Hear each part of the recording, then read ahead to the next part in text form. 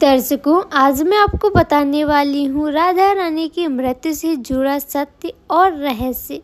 ब्रज स्वामिनी कृष्ण कामनी मन भावनी श्री राधे अर्थात ब्रज की पटरानी, कृष्ण से भी सुंदर और उनकी प्रिय, सबके मन को भाने वाली राधा रानी के बारे में ऐसी बहुत सी चीज़ें हैं जिनके विषय में लोग जानने के लिए अति उत्सुक रहते हैं।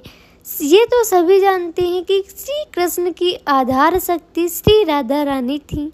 कृष्ण के जीवन में उन्हें सर्वाधिक दो ही चीज़ें प्रिय थीं, एक तो उनकी बांसुरी और दूसरी राधा रानी। माना जाता है कि कृष्ण की बांसुरी से तब तक मधुर स्वर नहीं निकलते थे जब तक राधा रानी बांसुरी को अपने होठों से न लगा लें। राधा रानी को मिलने के लिए बुलाने का और रासलीला रचाने का माध्यम भी उनकी बांसुरी थी। माना जाता है कि कृष्ण को बांसुरी प्रिय ही इसलिए थी क्योंकि उसमें राधा रानी की सांस बसी थी। इसी कारण से कृष्ण अपनी बांसुरी को हमेशा अपने पास रखते थे और उसे किसी और को नहीं देते थे। कथा के अनुसार जहाँ एक और धर्म की स्थापना के लिए कृष्ण ने मथुरा छोड़ा, तो वही राधा रानी कृष्ण विरह में प्रतिदिन उनकी पूजा करते हुए समय बिताने लगी। एक समय वो आया जब राधा रानी के पिता ने उनका विवाह किसी अन्य यादव से कर दिया और कृष्ण का विवाह भी देवी रुक्मणी से हो चुका था। कई हजार वर्ष बीत जाने के बाद जब राधा रानी ने सभी सांसारिक कर्तव्यों का निर्वाह कर लिया था और कृष्ण भी धर्म की स्थापना कर चुके थे, तब राधा रानी कृष्ण से मिलने द्वारिका पहुंची थी, जहां उन्होंने कृष्ण के साथ साथ उनके समस्त परिवार से भेंट की।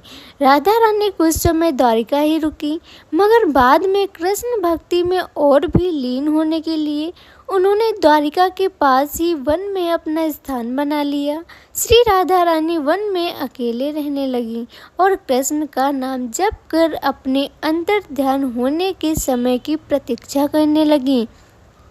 आखिरकार वह समय आया और कृष्ण ने राधा रानी को पुनः दर्शन दिए।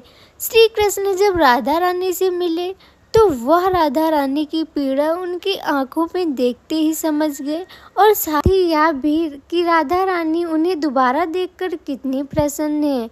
उन्होंने राधा रानी से वरदान मांगने को कहा तो उन्होंने बस यह इच्छा जताई कि वह आखिरी बार कृष्ण की बांसुरी की धुन सुनना चाहती हैं।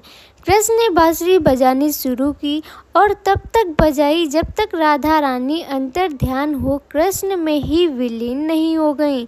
कृष्ण की बांसुरी की धुन सुनते सुनते राधा रानी ने अपना सांसारिक शरीर त्याग दिया और गोलोक में जा पहुंची, जहां से द्वापर की प्रेम लीला का आरंभ हुआ था। माना जाता है कि जब राधा रानी सांसारिकता से दूर अपने दैवी रूप में गोलोक धाम में स्थित हुई, तब कृष्ण ने उस स्थान पर अपनी बांसुरी तोड़ दी और दो टुकड़े कर उसे फेंक दिया। राधा रानी के जाने के बाद जब तक कृष्ण धरती पर रहे तब तक उन्होंने बांसुरी नहीं बजाई। तो ऐसे हुई थी राधा रानी की मृत्यु। अगर आपको यह स्टोरी अच्छी लगी तो इसे शेयर करें और इसी तरह के वीडियो देखने के लिए जुड़े रहें।